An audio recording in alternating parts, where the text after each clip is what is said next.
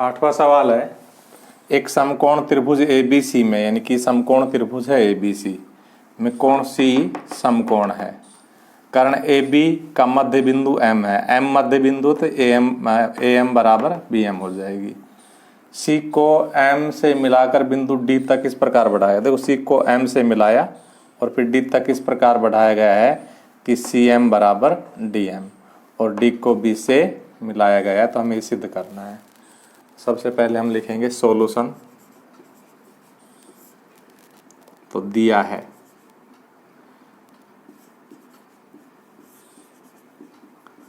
तो हमसे जो जो दिया है वो लिख देंगे कि कोण C समकोण,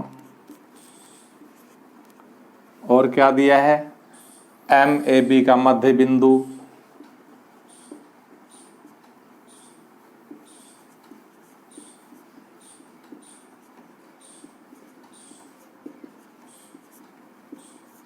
और क्या दिया है, C को M से मिलाकर बिंदु D तक इस प्रकार बढ़ाया गया है कि DM बराबर CM। तो हम लिखेंगे सिद्ध करना है। आपको एग्जाम में सिद्ध करना है, लिखना है, मैं यहाँ छोड़ रहा हूँ। क्यों छोड़ रहा हूँ, क्योंकि खामखा समय खराब होगा। ऐसा कैसा एज इट इज चारों यहाँ आ जाएंगे, सिद्ध करना है हमें। ठीक है, एक का मतलब एक पूरा लिखना है आपको, ये पूरा। दो का मतलब दो भी पूरा लिखना है आपको, तीन भी पूरा लिखना है आपको, और चार भी पूरा लिखना है आपको। ये हिंट दे दिया मैंने, यहाँ इस तरह से लिखना है, तो दोबारा से हम नहीं लिख रहे हैं, आपको एग्जाम में लिखना है। उसके बाद हम शुरू करते हैं उत्पत्ति। तो क्योंकि हमारे पास सामने चार सवाल है, इसलिए हम बारी बारी से इन चारों सवालों को करेंगे। पहला है त्रिभुज AMC सर्वांग सम है त्रिभुज BMD। तो हम पहले इनको चिन्हित करते हैं। AMC ये त्रिभुज है और BMD ये त्रिभुज है। तो इन दोनों त्रिभुजों में हमसे क्या क्या दिया है वो हम देखते हैं। हमसे क्या क्या दिया है, हमसे एक तो ये दिया है कि भाई ये भुजा बराबर ये भुजा, क्योंकि M मध्य बिंदु AB का लिखा हुआ है, देखो ये रहा MAB का मध्य बिंदु है, और DM बराबर CM हमसे दिया हुआ है, अर्थात ये भुजा ये। तो दो दो भुजाएं बराबर हो गई इनकी, और उन्हीं के बीच के कोण इसलिए बराबर है कि शीर्षाभिमुख कोण है। तो हमारा पहला सवाल बड़ी आसानी से हो जाएगा। लिखेंगे त्रिभुज AMC व त्रिभुज BMD में। हमने पहले ही एक बार विचार कर लिया कि इसमें कौन सा नियम लगेगा, SAS का। तो SAS के नियम के हिसाब से चलेंगे, अर्थात पहले एक भुजा लिखेंगे AM बराबर BM। कारण लिखेंगे चूंकि MAB का मध्य बिंदु है।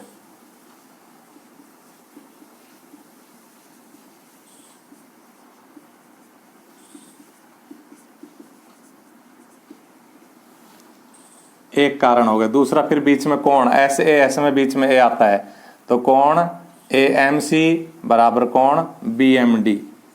कोण AMC बराबर कोण BMD कहाँ से आया, ये शीर्षाभिमुख कोण है।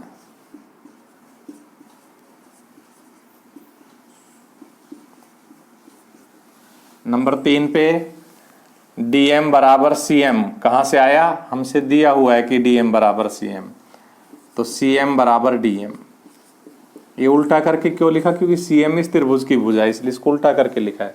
वहां तो दिया है DM बराबर CM, लेकिन हम CM बराबर DM क्यों लिख रहे हैं, क्योंकि हमारा त्रिभुज AMC में CM इधर है। लिखेंगे इसलिए SAS के नियम से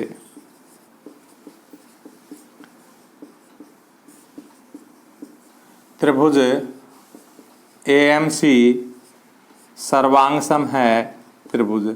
देखो हमने M बराबर M सिद्ध किया, इसका M बीच में तो इसका भी बीच में आएगा।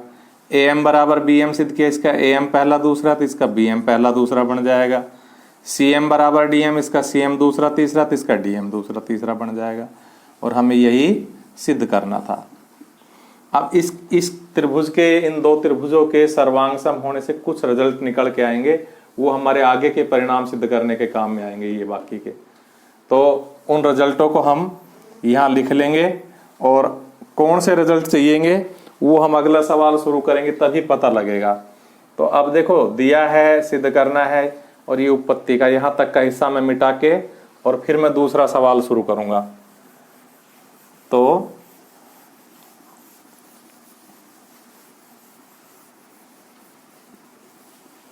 अब हम दूसरा सवाल शुरू करते हैं। हमारा दूसरा सवाल क्या है? कोण डीबीसी बराबर 90 डिग्री।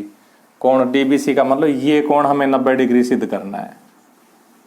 तो इस कोण को 90 डिग्री सिद्ध करने के लिए हम सबसे पहले तो इस त्रिभुज, जो ये हमने पहले सवाल में त्रिभुज सर्वांग सम किया है, इसकी सहायता से बताएंगे कि भाई कोण डी और कोण ये इधर का सी यानी कि एम सी है, ये बराबर है। देखो डी कहाँ पर बना हुआ है? इस बिंदु पर बना हुआ है। और सी कहाँ पर बना हुआ है? इस बिंदु पर बना हुआ है। तो क्या लिखेंगे? इम्प्लाइज इनके सर्वांग सम होने के कारण संगत कोण समान हो जाएंगे। तो कोण ए सी एम, जोन सा कोण हमें चाहिए उसको बीच में कर देते हैं, ए फिर बीच में सी फिर एम। ए सी एम बराबर कोण, इसमें हमें डी बीच में चाहिए तो कोण बी डी एम या M D B, B D M, ये हमारा रिजल्ट आ गया। तो हम क्या लिखेंगे? हम लिखेंगे कि चूंकि कोण ए सी एम बराबर है कोण बी डी एम, ये दोनों बराबर है। कहां से बराबर है? 1 से। लेकिन आप ध्यान दीजिए ये दोनों कोण इस तरह से जेड की आकृति बनाते हैं। तो हम क्या लिखेंगे? परंतु ये तो एकांतर कोण है, परंतु ये तो एकांतर कोण है।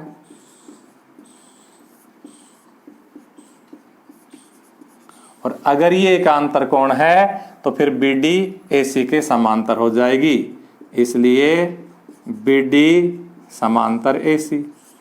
अब अगर बी डी ए सी के समांतर हो गई तो ये तिर्यक रेखा हो गई और ये तिर्यक रेखा के एक ही ओर के कोण हो गए। ये दो समांतर रेखाएं हो गई, इनको तिर्यक रेखा काटेगी और तिर्यक रेखा के एक ही ओर के कोण हो गए। लिखेंगे चूंकि बी डी समांतर ए सी तथा बी सी तिर्यक रेखा है,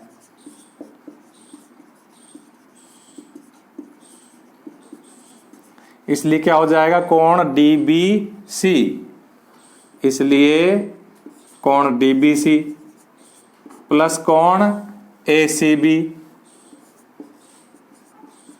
बराबर 180 डिग्री।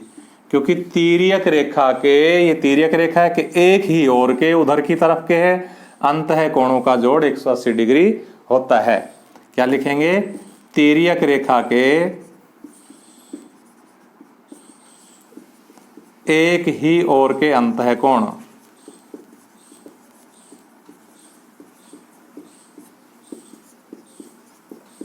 और इस प्रकार से हमने सी की वैल्यू हमें दी हुई है कितनी? 90 डिग्री। कहाँ दी हुई है? हमने दिया है, मिटा दिया, ये दे रखी कि कोण सी समकोण है। तो यहाँ हम 90 डिग्री रख रहे हैं, इम्प्लाइज कोण डी बी सी प्लस 90 बराबर 180, कोण सी बराबर 90 दिया है। इस प्रकार से हमारा सवाल नंबर 2 हल हो गया कि कोण डी बी सी बराबर 90 डिग्री QED। अब हम तीसरे सवाल की ओर चलते हैं। तो तीसरा सवाल हमारा क्या है? त्रिभुज DBC सर्वांग सम है त्रिभुज ACB। त्रिभुज DBC का मतलब ये वाला त्रिभुज और त्रिभुज ABC का मतलब ये वाला त्रिभुज। तो इसको भी हम सोच के रख लेते तैयार कैसे करना है। तो देखो इन दोनों त्रिभुजों का एक एक कोण तो हमने 90 डिग्री सिद्ध कर लिया है और इन दोनों त्रिभुजों की एक एक भुजा हमसे बराबर दी हुई है और इन दोनों त्रिभुजों के एक एक कोण हमारे और हो रहे हैं बराबर। एक बार देखना पड़ेगा, रोक दो। तो देखो एक ये जो BD बराबर C है ना, ये हमारी यहां से आ रही है इन त्रिभुजों के सर्वांग सम होने के कारण। पहले सवाल में जो त्रिभुज हमने सर्वांग सम किए थे ना, उसमें यहां से तो BD आ जाएगी और BD कौन सी? देखो पहली तीसरी थी, यहां से क्या आ जाएगी? AC। तो लिखेंगे AC बराबर BD, इस पे 2 नंबर डाल देंगे।